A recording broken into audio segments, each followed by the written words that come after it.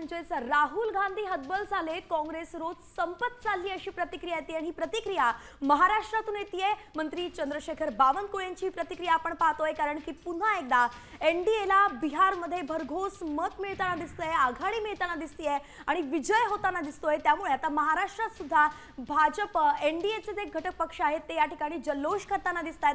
बावनकुळेंनी मोठी प्रतिक्रिया दिली आहे, बुडत्या जहाजात बसायला कोणी तयार नाही असं ते म्हणालेत। बिहारच्या निकालावरून काँग्रेसवरती त्यांनी निशाणा साधलेला आहे।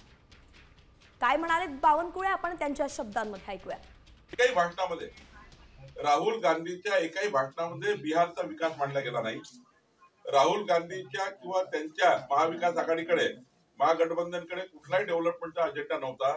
मोदीजींनी विकसित बिहारचा मुद्दा मांडला, नितीश कुमारजींनी विकसित बिहार म्हटलं, पण राहुल गांधींनी त्यांच्या कुठल्याही भाषणामध्ये, कुठल्याही दौऱ्यामध्ये विकसित बिहार कसं राहील यावर कुठली चर्चा केली नाही।